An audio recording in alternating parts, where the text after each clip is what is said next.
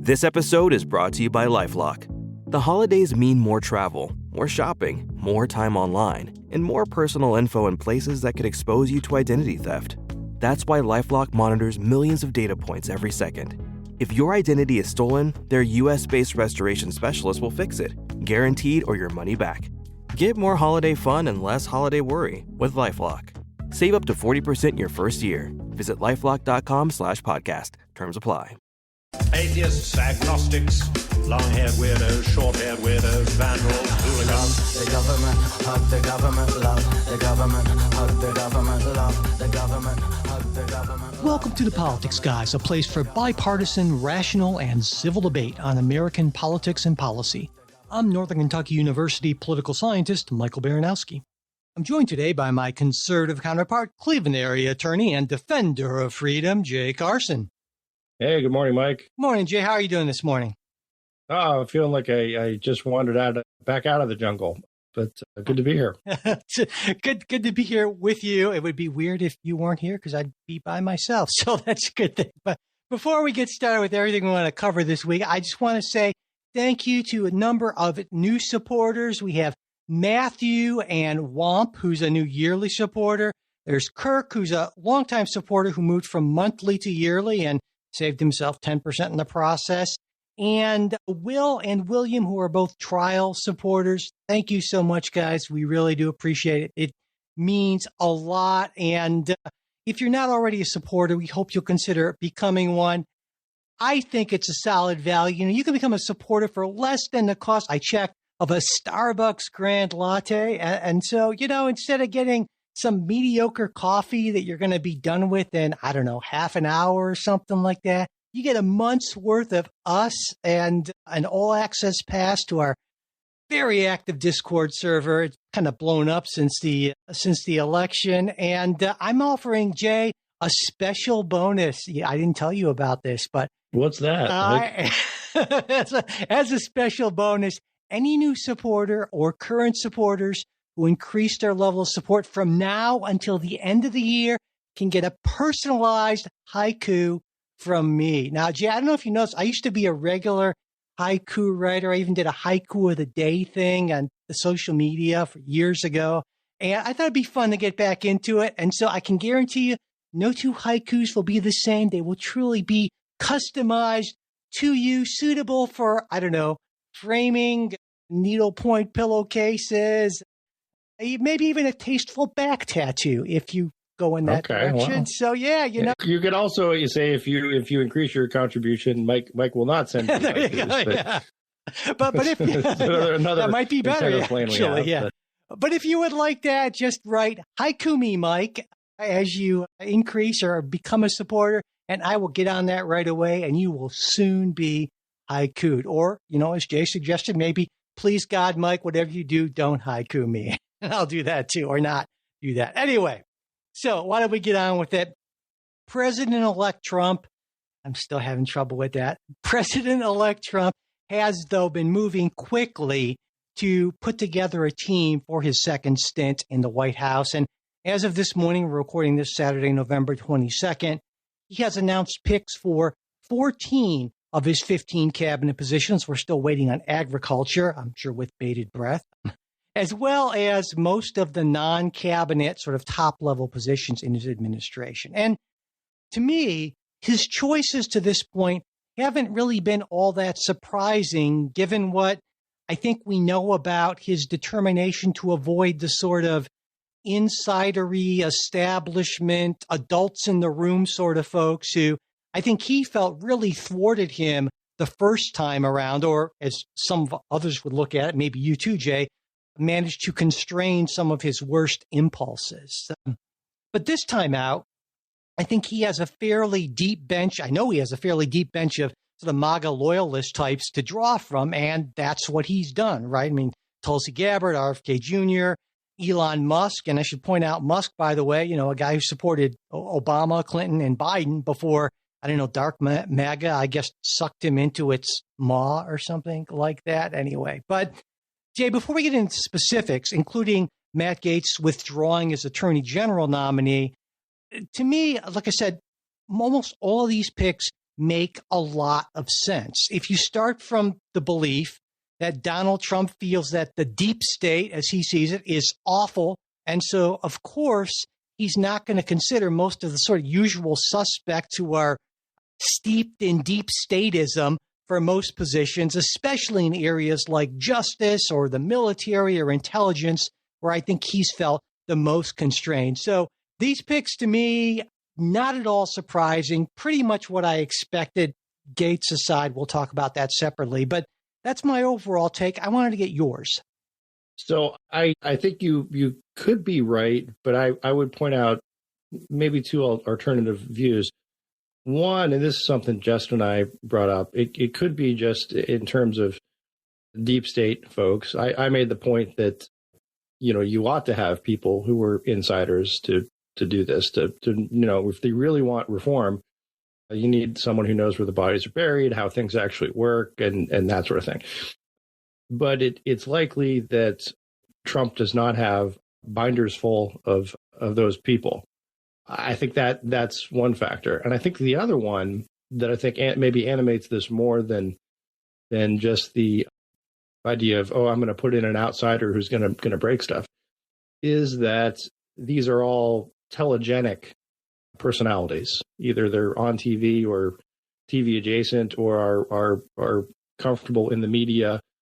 And I think that's where Trump sees a lot of value, right? Is in someone's media cachet or how well they handle themselves publicly.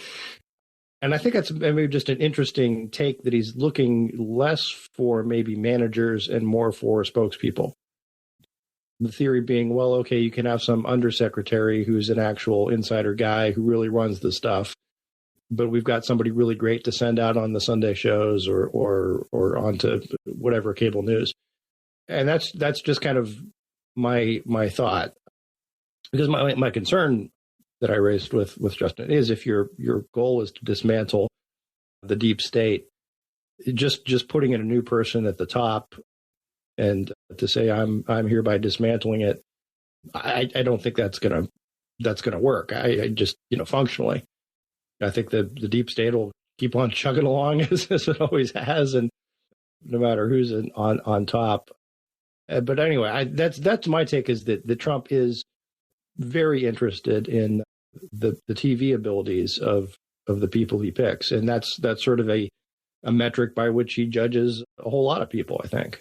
Yeah, I think that might be part of it. I would go in a slightly different direction and say that because he is a creature of the media in a way that I think no other president really has been before him, and given how much loyalty he demands, because I think he feels very burned from his picks in his first term, that the only way he really feels secure in the loyalties, he's seen public displays of it, very public displays of it over a length of time. And of course, the only way you're going to see that is someone's willing to go on Fox News or online or Newsmax or something like that and just publicly get out there. And so I'm not saying that I think you might be partly right in that. I expect you are, but I think it's also that as well, but to your point about dismantling the deep state, again, I think you're absolutely right.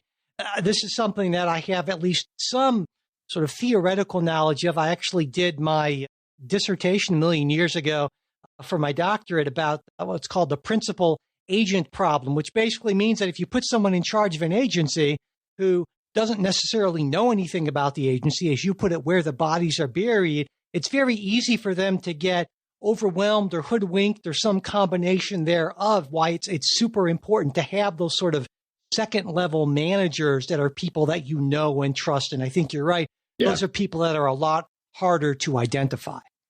Well, and there's also, there's sort of bureaucratic inertia, right?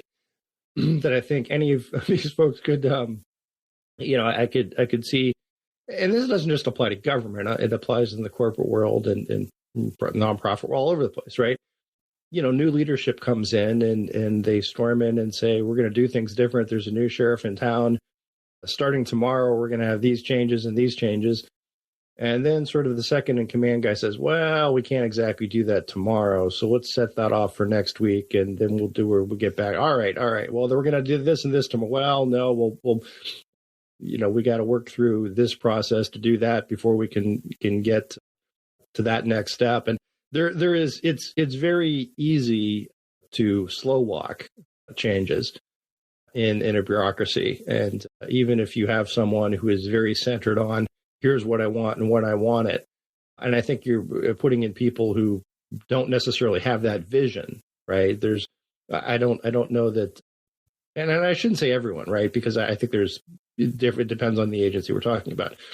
But for example, Pete Hegseth, I don't know that he has a particular vision for running the, Department of Defense, other than he wants, get rid of the woke stuff. Yeah, that's pretty clear. Okay, well, fair enough. But there's also, huge budgets that, they have passed an audit and whatever, 8 years and all these other things, right? And you can go ahead and issue the anti-woke proclamation on day one, but nothing's really going to change in the short term. Yeah, I think that's a great point. And to get sort of, if you want to get sort of a fictional depiction of this, I think it's really good. I think some listeners probably are familiar with the show Slow Horses, something I really enjoy. But the kind of dynamic between Diana, who's sort of like the second in charge in the security service there, and the guy that they just brought in, who's kind of like a very photogenic sort of person. She's always telling him, oh, well, you can't do that. She's really the one who's running things because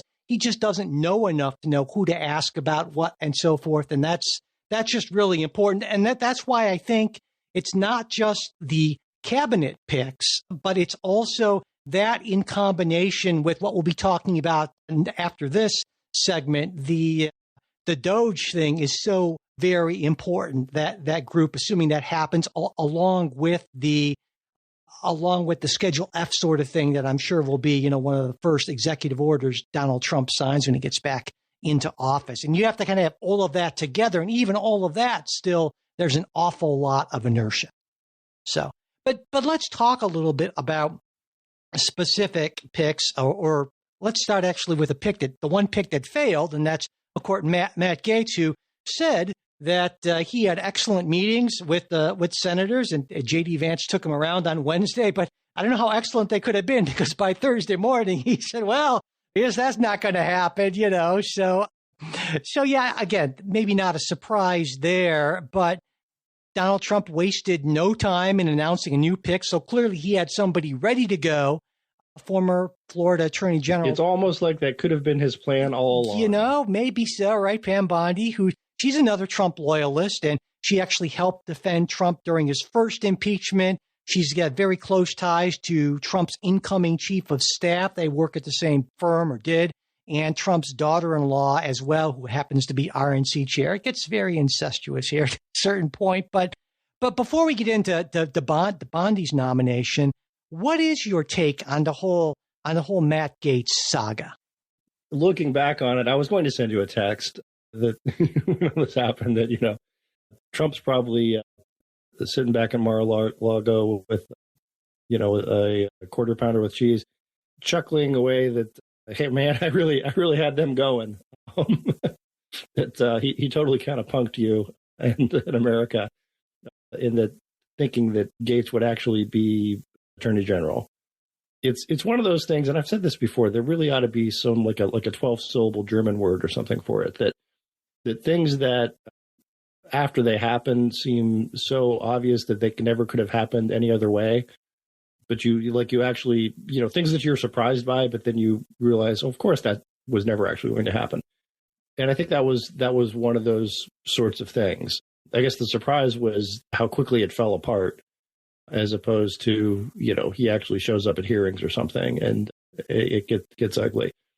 See, to me, sorry. Opens up the potential. I don't know if you want to call it conspiracy theory. It's not really conspiracy. It's more just a theory that this was just a way to let Gaetz sort of exit on his own terms, right? You shut down the House ethics panel thing. He says he's a Trump loyalist. He goes out there, has some good meetings, and then sort of says, I'm going to take one for the team and step aside and vanishes off into the sunset or the jungle or what have you. So, yeah, that's possible. But I think oftentimes when it comes to Donald Trump and his decisions, we overthink these things. My sense of Donald Trump is he's a guy with incredibly poor impulse control.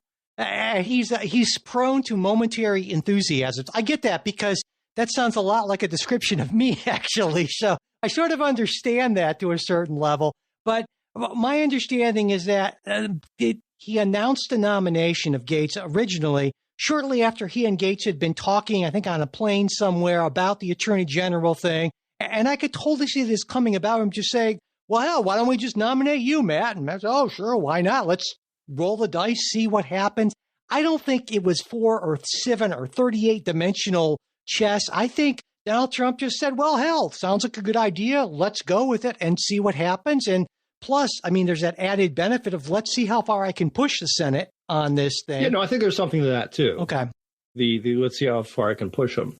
But I think it's just impulse. It's just like, well, sure, why not? I'm the president. I just want a stunning mandate in my own mind. So, yeah, let's do this. And so, again, clearly there was a backup plan because there's no way you would make that announcement so quickly after that. But, I thought about the whole, maybe it's a way to kind of give Gates a way out and bury the ethics report. But that seems a little too convoluted to me, I think. Well, my other thought was if that was the case, I mean, you could have named him ambassador to Fiji or something like that. But I don't know. Well, no, except I think I would think that here's the thing: Gates. None of these people are stupid, and Gates had to know that he wouldn't have the votes in the Senate. So that's what makes me think that Gates might have, right? Maybe they are stupid or delusional. But I would say the one thing that politicians are good at is counting votes. So that's what makes me think that this was something that was never going to happen. Gates might have thought that, but I don't know that Trump thought that. All right. And so, but in any case, Gates is an interesting case now because he's only 42, which is politically very young, yet he's managed to alienate. So it's like he went into office and took the, Ted Cruz, how to lose friends and make people hate you, alienate everyone around you sort of thing.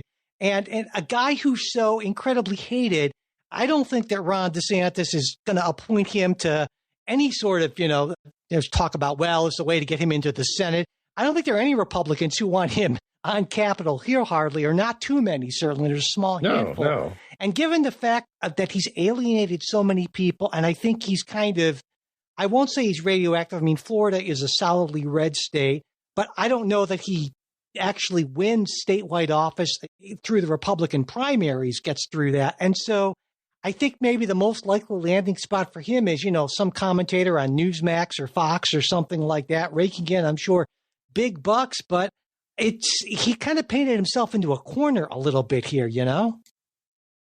So, but no, I would agree.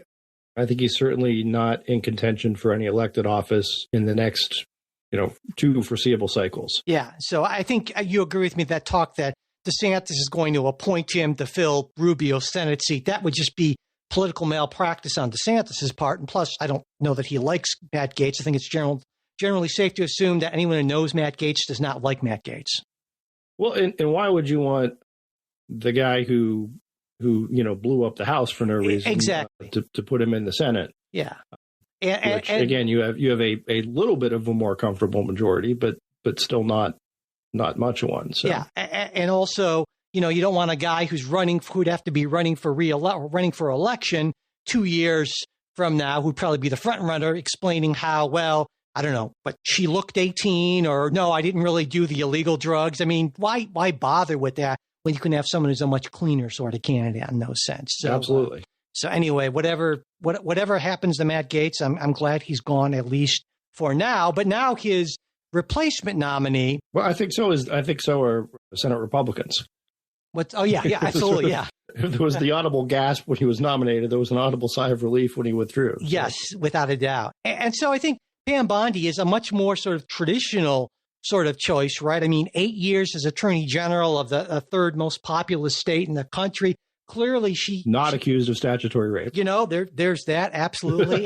And I would expect that based on both her prior experience and the fact that she is not as universally loathed as Matt Gaetz, she should actually be a much better choice to do what Trump wants done than Matt Gaetz would have been. What do you think?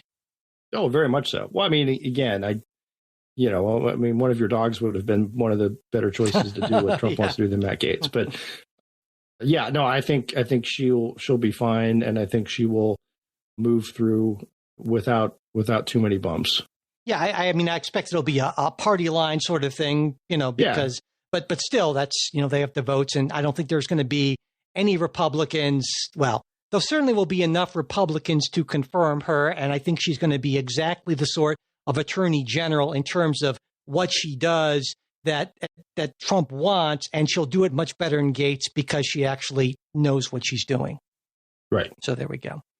Right. Agreed 100%. There we go. And yeah, I also want to, I know you talked about this last week, but I want to dig a little deeper into Trump's choice of Tulsi Gabbard as his director of national intelligence. She started out as a Democrat, right? Attempted to win the party's nomination in 2020, left before 2022 midterms saying, the Democrats are just a bunch of, what'd she call them?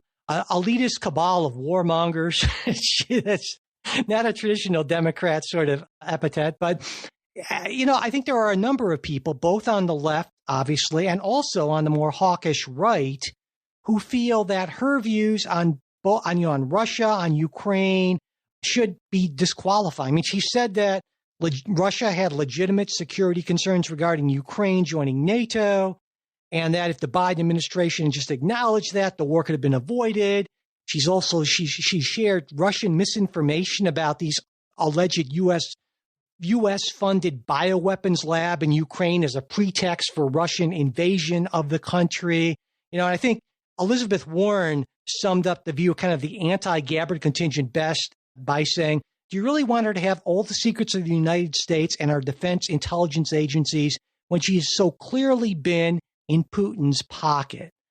And I got to say, I definitely share a lot of those concerns.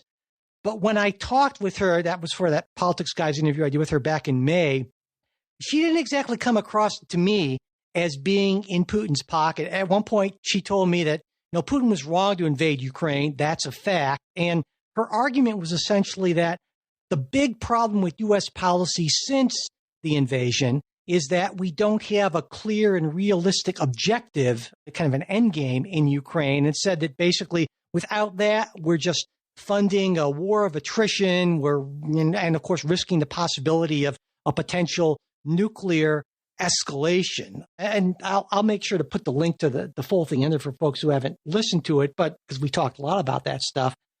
But that's not to say that I like her as DNI. I would not certainly pick her for that. She wouldn't be in my top 10 for that list. But what do you think? Because, you and I are fairly hawkish when it comes to U.S. foreign policy, right? So what do you think?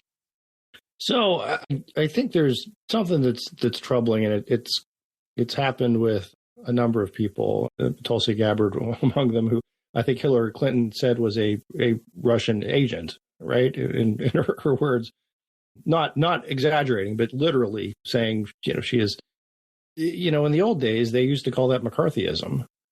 And I may disagree with her on foreign policy. What you just mentioned, though, seems to make a whole lot of sense. I would agree with her on both of those points. That, listen, if we're going to be supportive of Ukraine, we ought to have a goal. And if that, in my view, that goal ought to be evict the Russians, right? It ought to be a victory.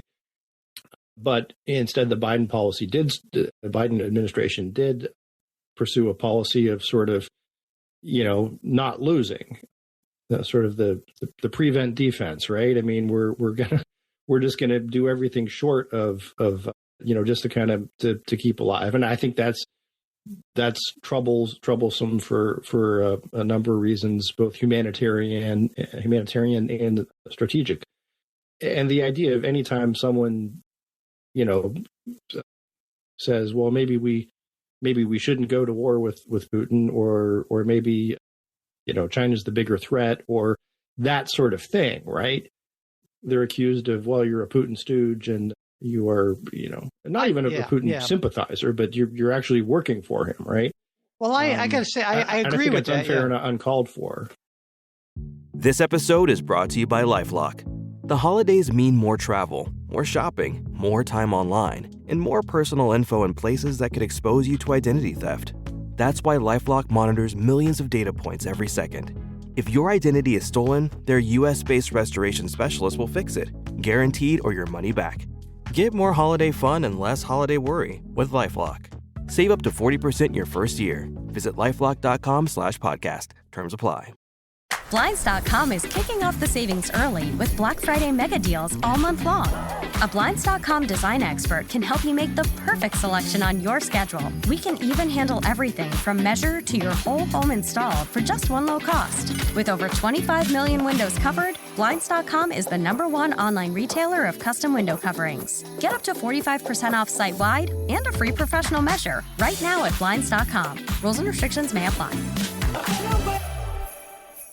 I agree with a lot of that, but I think the problem, or where this runs into a problem, is that it seems to me that Gabbard's position, like a lot of sort of the new wave of MAGA, America First Republicans, isn't just that we don't have any clear goals. It's that we don't have a clear goal, or we haven't a clearly announced end game, and that our end game can't possibly be to kick Russia out of Ukraine because that's unrealistic. And so it seems like the only acceptable goal for a lot of folks in sort of the Trumpist foreign policy school of thought is some sort of negotiated settlement that allows Russia to keep significant portions of Ukraine that it's already taken, not just including the Crimea area, but also some of those other areas it's taken. And to me, I have a big problem with that, and I would expect you to too.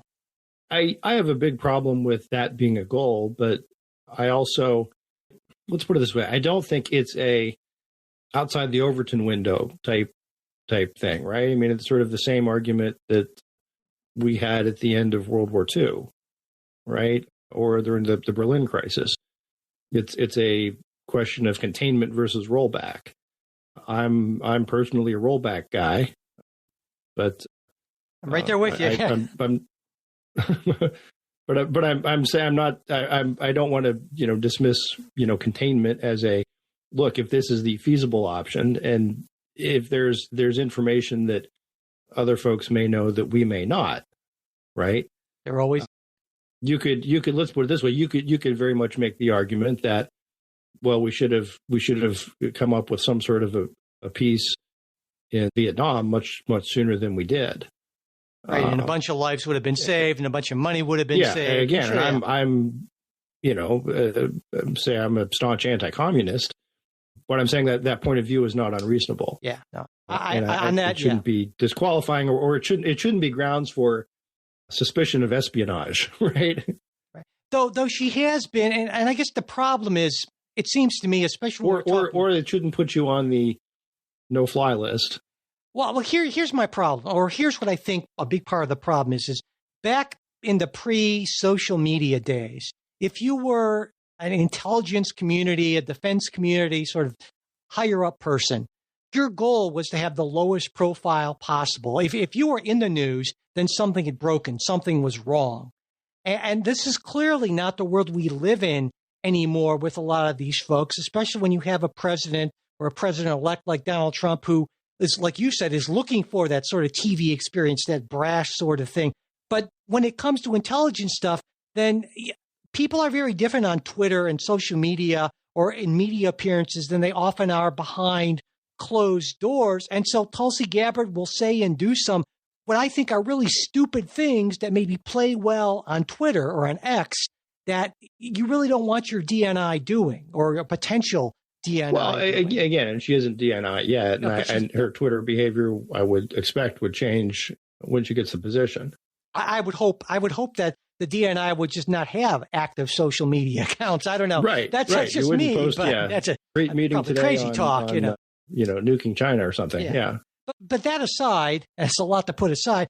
It's not like she doesn't have relevant background. Now, the service in the military thing, that doesn't mean much of anything in of itself. Like last week, you you said about Hegseth. And you could be DNI. You know, exactly. We wouldn't want You'd that. You'd be outstanding. Right? Yeah, well, yes. I would, but yeah.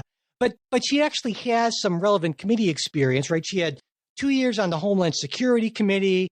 She was on Foreign Affairs, on the subcommittee on Asia and the Pacific. And so she has some relevant congressional committee experience. And so I would say if you're looking for someone who's not an intelligence committee deep state insider, her resume is like, well, okay, that's not an unreasonable resume, essentially. And that if you want to kind of take the charitable read of this nomination, you'd say, well, she's going to be a disruptor, but she doesn't buy the whole sending a message to China thing when it comes to defending Ukraine. And she's just basically a kind of an old school foreign policy realist, essentially. That's, I think, the most charitable way to look at it.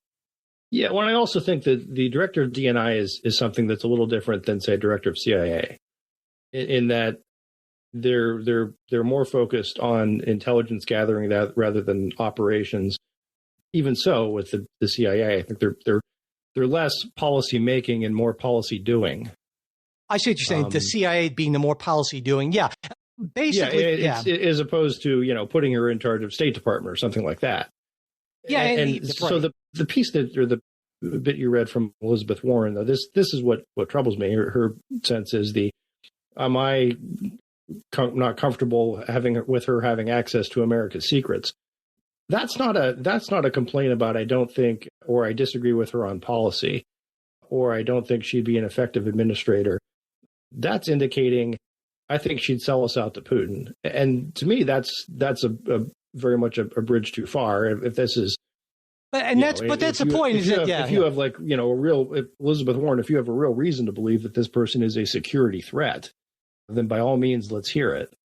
But otherwise, you shouldn't go around saying, one, I don't think that people should have access to this classified information because I disapprove of what their policy preferences are, even though she wouldn't necessarily be in a position to institute policy preferences at DNI. But that's the point. Of course, both sides do this now because we live in the age of that kind of easily memeable sort of little snippet, essentially. And so it's to say that what you said, that's boring. But if you say, well, she's so clearly in Putin's pocket. That was interesting. Well, you know what I'm saying. Comparatively speaking, of course, our sophisticated audience certainly appreciates that. And so, I mean, both sides do a ton of that stuff. And yeah, it drives you and me crazy, but that's the world we're living in, essentially. And I want to point out, for folks who don't know, DNI is actually a fairly new position. It was one of the 9/11 Commission's recommendation to coordinate intelligence. And so that's exactly what the Director of National Intelligence does. Also, DNI is the agency or the person that's in charge of producing the President's Daily Brief, which is that super high classified daily summary of whatever the top national security issues are. So like you said, but it's not like Tulsi's typing it out herself every morning. No, she probably won't be doing that. No, exactly. But it's likely that she's going to be Donald Trump's sort of go-to person for intelligence type stuff. So the bigger thing, that reason he wants her there is because she is not James Clapper. I think that's sort of the concern, is that she is not going to be here are a bunch of intelligence experts who are going to sign a letter saying, geez, that laptop looks like all the world does, like it's Russian disinformation, even when they know that it's not. Well, let me stop you there. Let me stop you there. I need to stop you there before you say anything else, because I believe that's a false statement, or at least that certainly is a smear. Now, I think you can say that, in referring to that public letter about that's Russian disinformation, not to go back there, but I just want to say that I think that they certainly believed that the allegation that they knew that this wasn't Russian disinformation, but that they signed this letter. I mean, that's actually an actionable sort of thing if they were listening and so forth. And I don't think you have any evidence to support that. And so if you want to say that, well, they should have done more due diligence on that, okay, I can go with you to that point. But saying that they knew it was false, I got a problem with that. And that's why I wanted to stop you on that. All right. The federal government actually had possession of the laptop and had confirmed its authenticity at that time. Okay, we'd have to go back again and look to the chronology but no. And the request came from the campaign of the president and the future Secretary of State. I don't want to spend any length of time kind of looking back at that particular. Well, okay, I get the point you're making. Regardless, Trump is confident that Tulsi Gabbard wouldn't do that. Yes, exactly. Yeah, and that's I wanted to kind of focus, but exactly. So. One other thing I wanted to get into in appointments, unless you had anything else you wanted to get into on the DNI thing. So, okay. There's been some talk started by Donald Trump, in fact, about using recess appointments to get some of these more controversial nominees in. Maybe that's Gabbard. I think there's certainly some concern over her. Certainly there's concern over, obviously, RFK Jr. And Trump has said, to the Senate, at least through Truth Social, that, hey, you need to be open to this. And leaders have suggested that they would be. Mike Johnson made a comment about that. But it seems to me, well, number one, this is pretty weird, right? The fact that a president would be saying you should consider recess appointments when his party controls the Senate. So that's but that aside, so how this theoretically could work, I don't think we've really kind of gone over the details, is Trump could get House Republicans to approve a 10-day recess, which is the minimum length that would be required for a president to make recess appointments based on Supreme Court precedent. And if the Senate agrees, he has his recess, can make his recess appointments. If it doesn't, though, he can use his authority under Article 2, Section 3 of the Constitution to adjourn Congress to, as they put it, such time as he shall think proper when there's a disagreement on adjournment between the chambers. So that's how it would work theoretically, except in practice, there's a very low likelihood he would have the votes in the House to do that. Because right now, there are still a few uncalled House races, but at best, it looks like Republicans could only afford to lose maybe 3 or 4 votes on a motion to adjourn.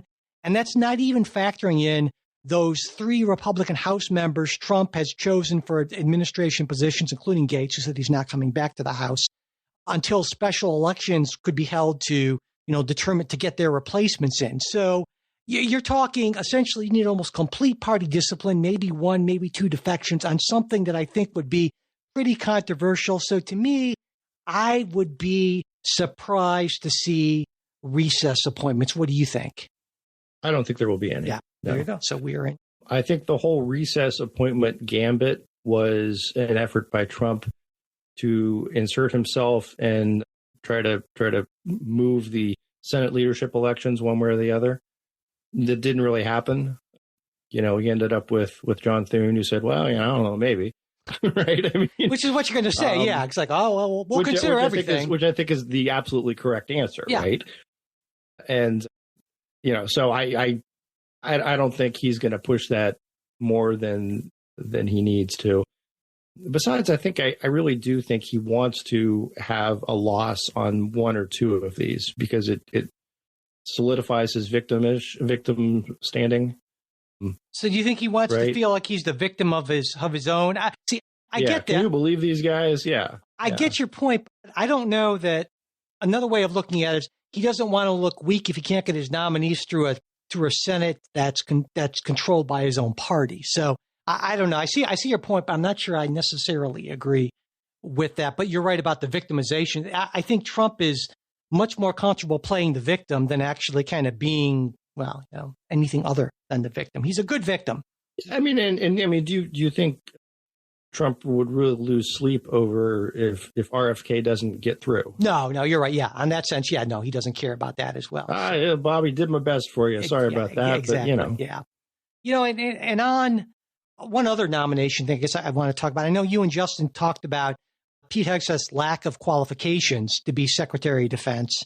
And but I thought until at least this week that he would most likely be confirmed. But that was before those allegations that he sexually assaulted a woman in 2017. And he doesn't deny the encounter, but he claims it was consensual.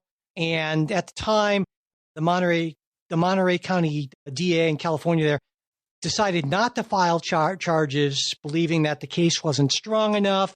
But then again, he paid the woman off in 2020 as part of an NDA. And, Jay, all this made me think back in the olden days when you and I were young Republicans coming up, even an allegation like this would have created a nomination. You wouldn't have had the nomination in the first place because they would have done their due diligence. They would have vetted him ahead of time. Exactly. And not only that, but especially if it involved a guy like Hegseth, who's been married 3 times, had a daughter with his not yet third wife, while he was still married to his second wife. Although I guess I should mention that he, when he slept with the woman who accused him of sexual assault, he was in fact in a brief period between marriages. So there's that. But I mean, but this guy, I mean, in the prior world would be considered fatally compromised. And so what it made me think about is I'm wondering, or at least you would do the calculus of, is this guy so good and so needed that we're willing to pay the political price that we have to get him through? Yes, good point. And I just don't think that Pete Hegseth is that person, right? It's as they say in the law school, is the juice worth the squeeze? Yeah, absolutely. And so what I'm wondering, Jay, is do you think in the Trump era, if affairs or even maybe in some instances accusations of sexual assault are disqualifying for Republicans at least? I mean, has Trump sort of normalized this sort of thing, at least on the right? What's your take on that? I think the part of the problem is there's a little bit of it's been normalized. I don't want to say just by Republicans, but it's sort of a boy who cried wolf type situation where it's I would say almost every nomination sort of it's almost like an expected part of it, right? If you're going to be nominated to someone, well, here is the sexual assault question for you, or a sexual harassment question. And you will typically find some witness who can come forward with some story, credible or not.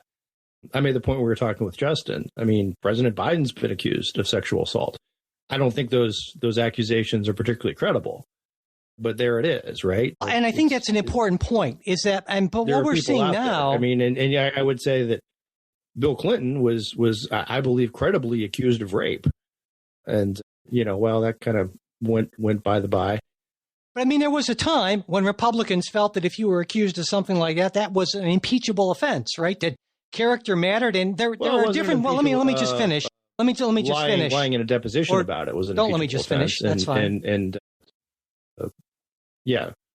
But so what I was going to say is there are different levels of credibility, as you pointed out, of these things. And so when you have something like Matt Gaetz, where it seems like these are fairly credible allegations, or Donald Trump, there are plenty of credible allegation, or Pete Hegseth, when there's an NDA and there's clearly some, at least there's not fire, there certainly is smoke here. So these are not just like blow them off sort of, well, you can always find somebody. What did James Carville used to say? Drag a $20 bill through a trailer park, right? Or whatever. Yeah. Yes, that's not this, though. That's not this. And so it seems to me that Trump is, particularly Donald Trump, is attracted to these sort of quote unquote alpha male types who have maybe more issues than we're used to seeing with this sort of horrific behavior toward women, because I mean, it starts at the very top. At least that's my take on it. I don't know. So I guess I'm saying that I feel like Donald Trump. I think you might be reading too much into that. Again, the Trump's team's position is that they didn't know anything about this because our vetting. So again, shame on them for not vetting their potential candidate. But that goes along with your theory of Trump does stuff on impulse. Yeah. So I guess the larger question then. You don't necessarily think that this has been, or do you think that this has been at least somewhat normalized because of Donald Trump demonstrating that you can in fact be credibly accused of a bunch of this stuff and it has almost no effect on you electorally? I think it was normalized in with Bill Clinton. Okay. That Go ahead. So, I mean, the idea that there was. The idea that people, the electorate, will overlook bad behavior if it's in their interest to do so, or they're just more interested in something else. And do you think I'm thinking back to, there was a particularly funny, this is back when David Letterman was funny, a little on his bit opening monologue sometime in probably 1997, 98, talking about Clinton's approval ratings. And he said, well, Bill Clinton's approval ratings are now back to so high he decided to start dating again. And it is that sort of thing, right? I mean, I can get away with it. I mean, I think there's also a media double standard, right? Hegseth is guilty until proven innocent. Other folks, it is a right-wing conspiracy until you show them the dress. I don't think that's true at all. I think there's something like that. I think you're wrong about that. I don't think you have any real evidence for that, except your own sort of bias on that, and we all bring our biases. Well, other than the media response during the Clintons was, this is a vast right-wing conspiracy until they showed up with the dress. But that's an entirely different era, I'm saying. If you go more closer to the present, you have something like, say, the Al Franken thing and a number of others. Al Franken was the first one to come to mind, but I would argue that Democrats... Al Franken is, here's the picture of me grabbing this woman's breast while she's sleeping. Right, and Donald Trump is, hey, if you're a star, you can grab them by the so-and-so and they love it or whatever. So, I mean... but you see the difference. Well, here's a picture, photographic evidence that Franken didn't deny, of him groping a woman while she was asleep. I guess. Whereas the other one is sort of an off the cuff thing he says to a reporter. I guess I feel like when we talk about this issue and a lot of other issues, to be fair, that your starting point is that clearly there's a double standard, and clearly the entire universe is basically stacked against conservatives, and it's so deeply... That is my position. Yeah. That is my starting point. And okay, that's... If one accepts that starting point, that kind of fundamental premise, then all the rest of it follows. I think you're somewhat to very wrong in that premise, but it doesn't surprise me that you have it, because I feel like you're almost certainly in a fairly tight media and cultural bubble. And so, of course, you would have that premise. Well, okay, if I'm wrong about that's sort of the one luxury that most conservatives have is they are unbubbled by how so? Interesting. By necessity. See, I would guess that you spend very little time with non-conservative media, and you kind of are surrounded by essentially conservative culture when it comes to politics, at least in terms of your information sources, and especially given how our algorithms on our social media works, that I would expect that unless you go searching for liberal viewpoints, you're unlikely to read a lot of those and see a lot of those. And I could be entirely wrong about that. Oh, you are entirely wrong. Look, I'll pull up my Google feed right now. Let's see what the headlines are. But it's not necessarily your Google feed where you get most of your news or where you read most of your news. No, I'm just using that as here's something where I can. I'm not saying that it's not out there, but I'm saying that the environment that you have created for yourself, I suspect, is very much strongly right of center. And so that would make sense to me that you would have that sort of fundamental belief, because most of what you see day after day reinforces that. And that's kind of how that. No, I differ because. Gotcha. I would say most of the time when I see, let's just say, headlines that pop up on when you click on Google, right? They are things from the AP, the Washington Post, the New York Times. Everyone lives in the liberal media, mainstream media environment, except for some few that really are out there bubbled. I certainly don't hear conservative viewpoints when I go to any bar association function. Yeah. I certainly don't hear conservative viewpoints when I go to any philanthropic thing around here. I certainly don't get it in my local news.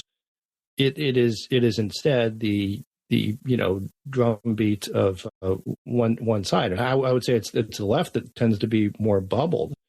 And I can go on about the sort of the double standard piece. We could do entire shows about that. I guess I would say on that one thing I'll push back on a little bit is that your contention that everyone is kind of exposed to this liberal sort of media world. I would say that reflects a view of media and how typical Americans, you and I are not typical Americans, consume media that is maybe a generation out of date. Is that most Americans are not very focused on politics. And so what information they get about politics tends to come primarily through social media, which is very much, built on what their partisan priors are and kind of developed based on that. So I would argue that while that may be true, what you were saying may be true for people of our generation or people who still get most of their news like you and I do by reading longer things in print on bigger screens, that for most people, that's simply not the lived reality. Well, again, I disagree. This is one of those big challenges right after, Well, let me stop you there. Again, if you're disagreeing, I didn't think we were talking about cabinet appointments. But. Well, no, it's fine, because this is important, because I would argue that this is something that actually can be substantiated. All we have to do is take a look at where most Americans say they get their news. And most Americans nowadays, especially younger Americans, say they get their news through social media. And given the fact that social media algorithms definitely give people more of what they want, that's going to tend to not expose conservatives to liberal stuff on social media, but expose conservatives to more conservative stuff on social, and liberals to more liberal stuff. So I'm not saying that this is like only works one way. It works both ways. And that I think what you're doing is extrapolating your experiences and how I would argue, a much better way to get news onto the rest of the American public, and that's simply not their actual experience. Well, that did bring us kind of far afield from cabinet appointments, but any other thoughts? I mean, are you surprised at how quickly, Donald, because I feel like most of the major positions now are filled, and it hasn't been that long. It seems like he's really going to hit the ground running on this, or has. Yeah. No, it seems like there's much more of a plan going in this time than there was the last time. And so, I guess for better or for worse, obviously, for worse, but it's not like exactly the sort of, I guess it's maybe chaos in the sense of he's picked some kind of radical choices, or at least compared to, Washington establishment sort of things. But in terms of rolling these things out, it's been pretty impressive, I got to say. I mean, in that sense. So anything else? He's a winner. Anything else on appointments or the transition? No, I don't think so. And I guess the next thing we're going to talk about is sort of a semi-appointment, and that is the Department of Governmental Efficiency, or the DOGE, as it's being called, cleverly named by Elon Musk, for the eponymous Bitcoin or cryptocurrency that he favored. So, and I think the issue you wanted to raise is, first of all, what is Doge going to be and do? Can it do what it pretends? They've said, well, we can come up with $2 trillion worth of cuts, slashes, improvements to efficiency. Other commissions have tried the same in the past and met with, some results better than others, some really kind of big nothing. And I guess my first thought, and then we talked about this with Justin last week, my impression with the DOGE as it stands right now, and no one really knows exactly what it's going to do, is it's going to be merely an advisory board. And Musk and Ramaswamy will make the recommendations, and the president may take them up in terms of where he can executive action, or Congress may on the questions where Congress has to act. That said, it's the organization isn't going to have any inherent government authority to do anything other than make those recommendations. Now, Musk and Ramaswamy published a piece in the Wall Street Journal, which is part of my right-wing bubble universe, Yep. where they discussed their plans. And Mike, you read this, and it sounds it's generally, cut waste, fraud, and abuse, and everybody's for cutting waste, fraud, and abuse. And they point out numerous agencies that continue to spend money, even though money hasn't been authorized. They talk about pairing the federal workforce. One plan is to require employees to come into the office 5 days a week, which they believe may end up causing a whole lot of those employees just to resign and go find other employment.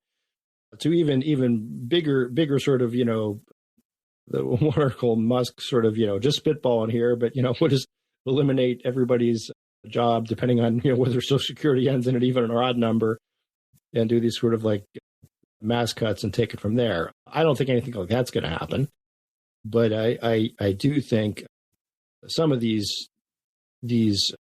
proposals will bear fruit in the short term, just because Musk and Ramaswamy are big enough names to make enough of a media splash to do it.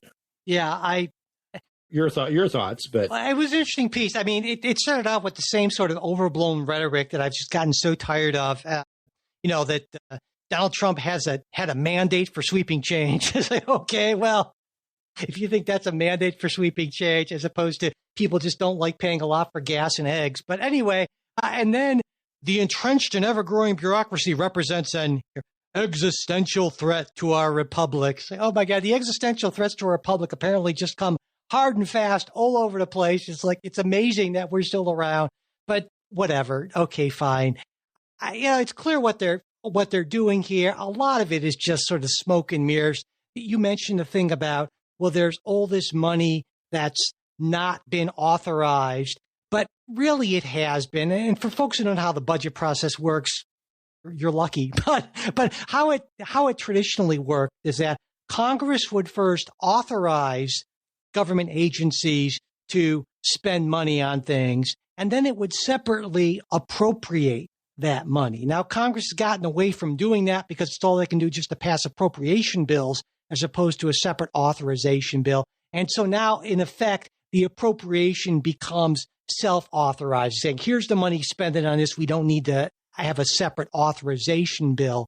And so this talk about there are hundreds of millions of dollars that are not authorized. Well, in one sense, yes, but essentially, no, it really has been authorized. So there aren't going to be a lot of savings from this, though I think. But let me pose a question there. Isn't it better practice to have the authorization and then the appropriation? Well, you and I are both have been champions of what was called regular order, right? And how you do this funding. Isn't there some potential savings if you're going to say, listen, if you're going to appropriate that money, Congress ought to go back and officially reauthorize it?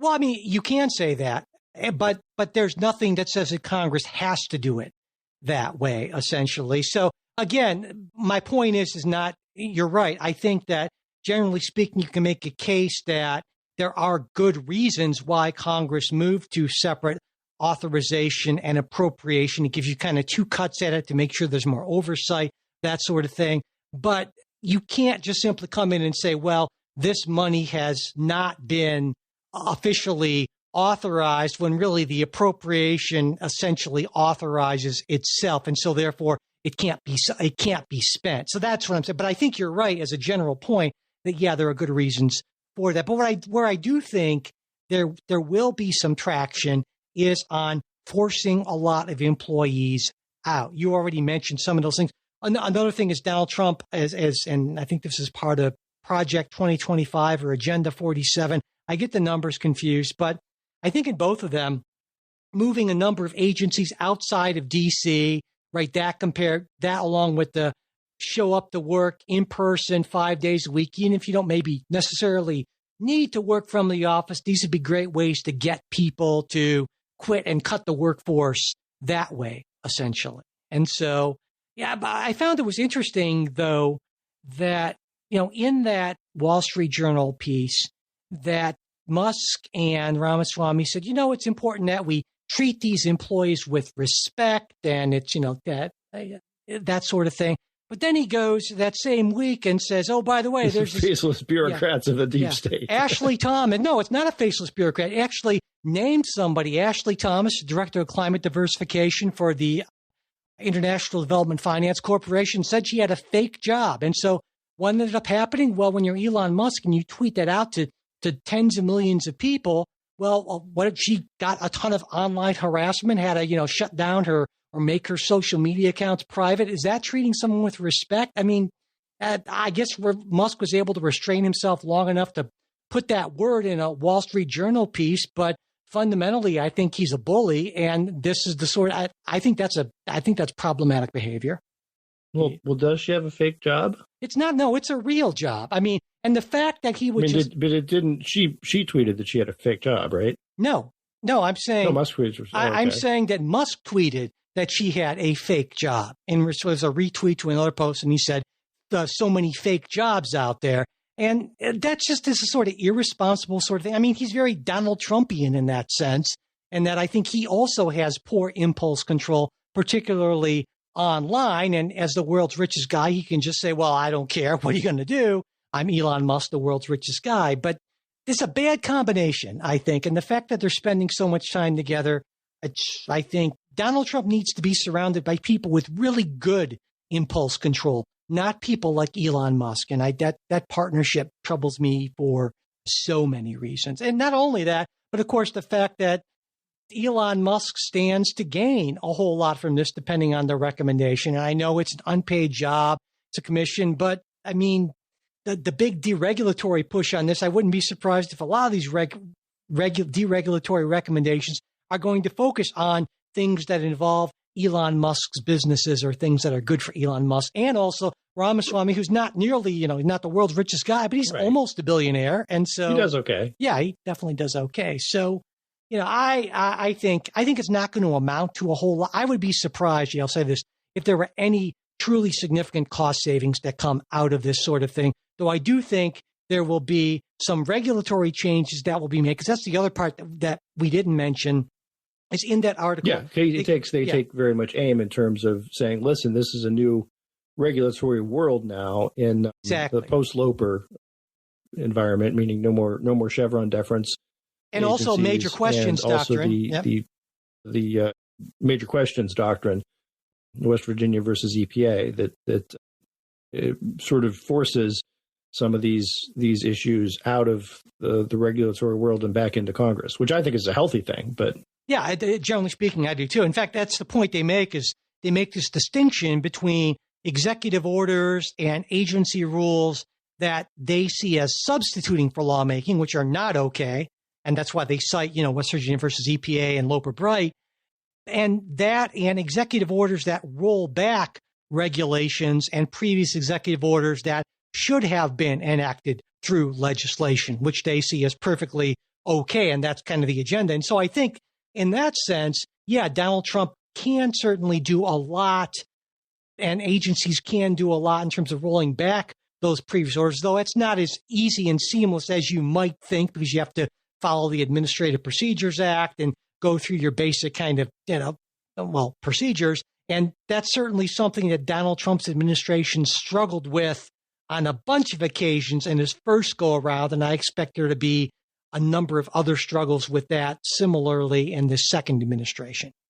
Well, here's something, though, that I think most Americans don't consider. And a couple of things that I think Musk and Ramaswamy are exactly correct on. And it's something I think you and I would agree with them on, is that much too much of our nation's lawmaking is done through regulation rather than through legislation. And it's more and more, and if you read these rules, which sometimes I do, and the way it's, the APA process is supposed to work, the notice and comment and all that, there is very much a sense of, look, agencies sometimes do what they're going to do, regardless of the notice and comments that they get back, regardless of pushback. There's a certain sophistry, I think, in a lot of these rules, where they avoid answering any actual hard questions about, for example, a cost-benefit analysis. Their agencies are supposed to do some sort of cost-benefit analysis when they undertake a new rule. And of course they do. And, they'll simply come up with the benefits are great, the costs are minimal.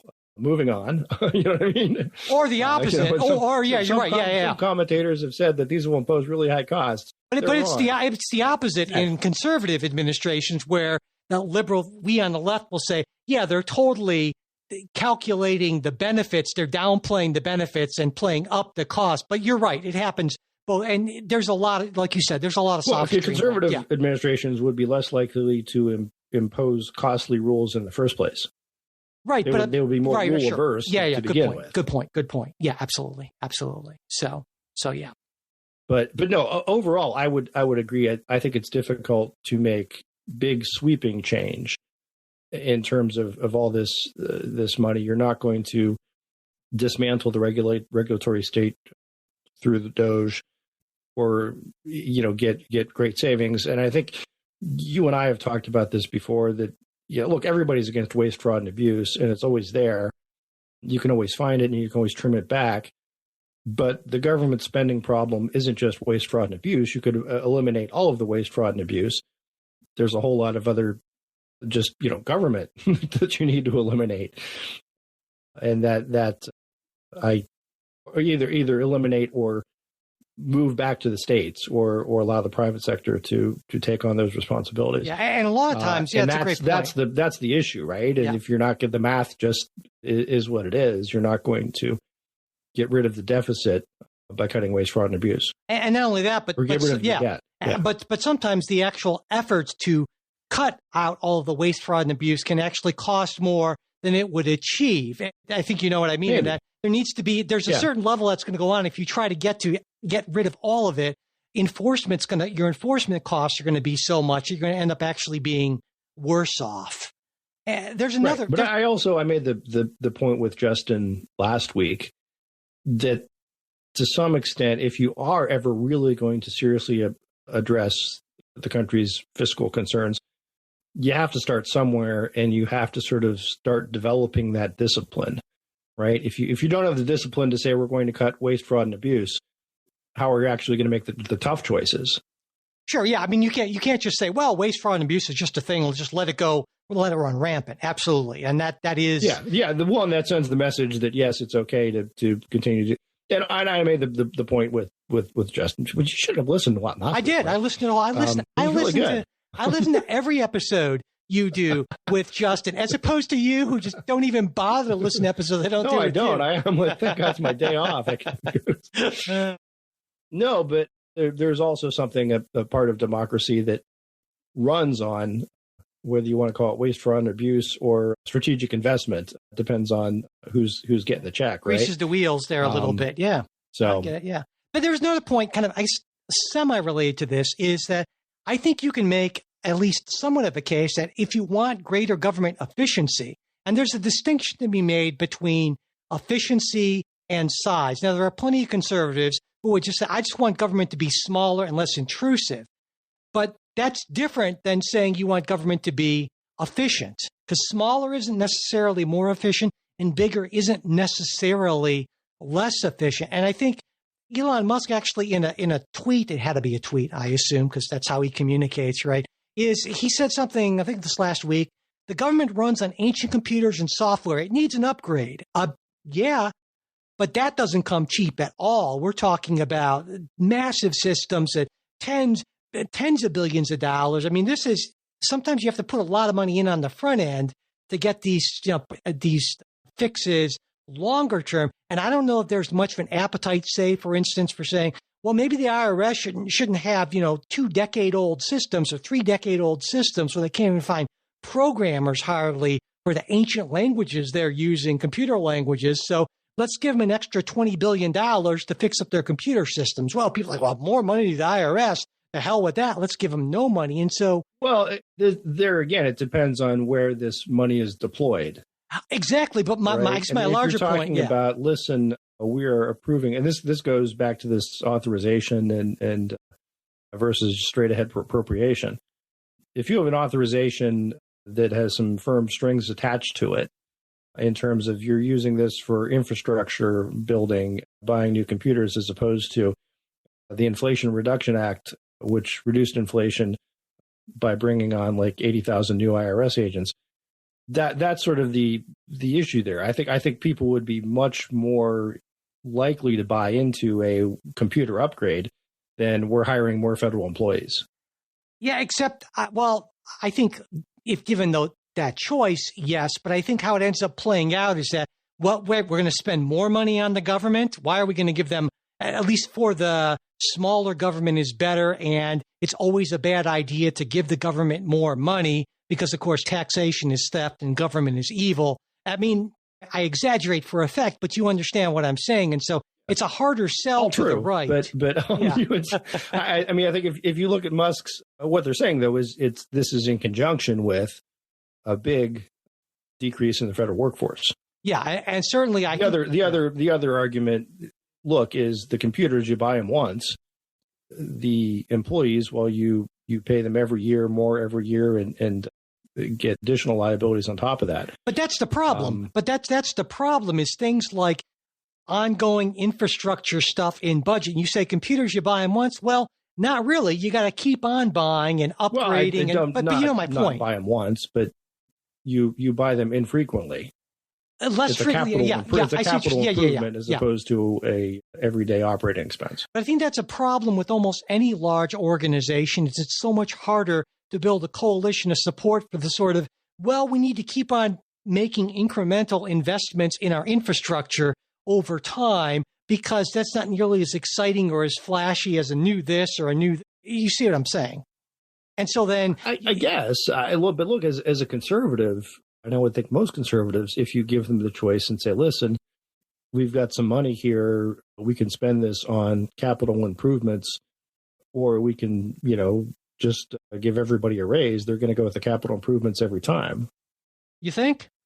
Yes. Why is that? I'm curious.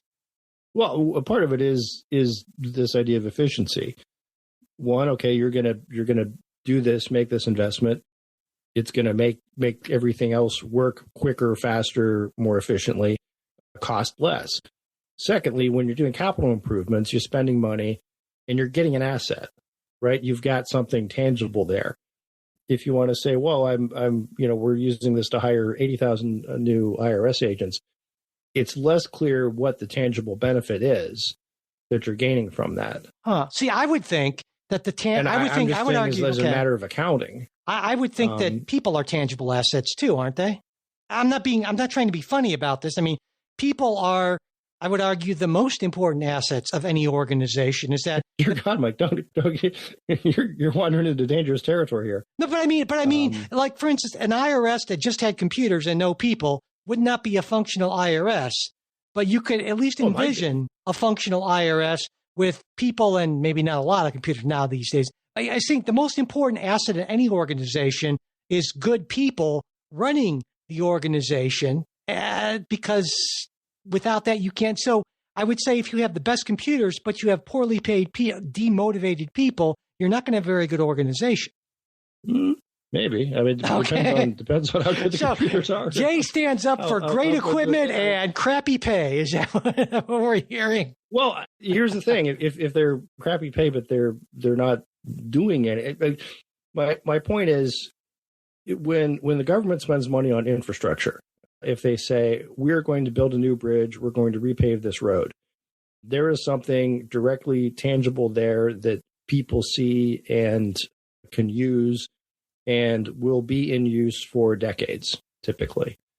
And usually when those improvements are made, it means that you're saving other government money in that you now have less maintenance to do on this same asset that had been aging before. So now it's, you don't have to repave or you don't have to fix the potholes as often. You don't have to do the other emergency work to keep, I don't know what they do to keep bridges up, Mike. I'm not an engineer, but the idea is that it's like, eventually you can either keep spending more money to keep your old car running, or you can say it's time to buy a new car. And I think that's the difference in terms of government efficiency and how we think about this. And I don't know. I don't know that I speak for all conservatives, but I would say the typical conservative standpoint is, listen, we're not crazy about government spending a lot of money in the first place, but if they are going to spend money, it's better to have it spent on those sorts of assets. Got it. Okay. As opposed to just, I see your point. Got it. Okay. All right. Well, now look, if you were to make the argument that the problem is we actually need a bunch more people to do X or something, I think that's different. Right. And so that's usually not the argument that's being made. Well, I think it is the argument that's being made. At least let me run through this. So I think it is the argument that's being made. And if you start from one of the fundamental assumptions on the left is that if we're taking the IRS, is that we need more agents because more agents are needed to do complex audits of high income, high net worth individuals because they are under audited compared to regular middle-class Americans. And so therefore, we need to bring in more agents to do this job than if you were a person who, on the right, who accepted that fundamental argument that, yes, we should have more of this thing done, then you would be for hiring more agents. Yeah, but okay. I guess I start from a different premise. Yeah. I get that. Your premise would be that we need less, I would assume need fewer audits of high net worth individuals. Yeah. Well, there's also a cost benefit piece in terms of freedom from government intrusion and so forth. Sure. And the IRS is a weird animal, right? It's in tax court you are actually guilty until proven innocent. That is weird. That ought to be troubling to more Americans than it is. Absolutely. But all right. Well, we'll end on that note, our slightly longer than normal episode. But if there was anything, I love how you put it last week. You said, if there's anything you disagreed with, how could you possibly have done that or something like that? Right. That was good. Thinking? Yeah, come on. You're wrong. But yeah, seriously, if you have any thoughts on what we had to say this week, I really appreciate it. Love to hear that. Someone, Jay, I should mention in this last week said, it seems like they were saying they really like the shows that you do with Justin. It says that the shows between Jay and Mike, even though they're original politics, they're a little scrappier, and some people really liked it. I enjoy that sort of thing, And so sure, people say, but yeah, we get into it, but we can. Justin provides more deference to my age, I think. There you go. And I am slightly older than you are, and there's no deference either way. You give me no deference. We go at each other hammer and tongs, but afterwards, just like, I don't know, two grizzled old football veterans, when the whistle blows, we help each other up and have a good old time, that sort of thing. We're not scrapping after the whistle. No one's throwing a flag on us for that unsportsmanlike conduct. But anyway, I digress. If you're not already a supporter, we hope you'll consider becoming one. It's going to be a wild 2025, and we can use all the help we can get. And of course, as a supporter, you get that full midweek episode, which Jay and I are going to be recording in just a little bit here, not just the preview. You get to be on the Discord, a lot of other fun stuff. So we hope you will check that out. As always, I make sure that we put those support links in the show notes, and you can do it through Patreon, through PayPal, through Venmo. It's all there, all available. And whether you're a supporter or not, it really does help if you subscribe, rate, review us on whatever podcast app you happen to be using. And that costs nothing and just takes a second or two, or maybe more than that, but certainly not more than a minute. And as always, if you want to get that full length midweek episode, but you're not financially in a position where you can support us, totally not a problem. Send me an email, mike@politicsguys.com, and I will get that set up for you. Before we go, and a final special thanks, as always, to our fantastic executive producers. They are Wilma Moreno, Daniel Toe, Ryan Beasley, and Don Oglesby. We'll be back with a new episode for you next week. We hope you'll join us.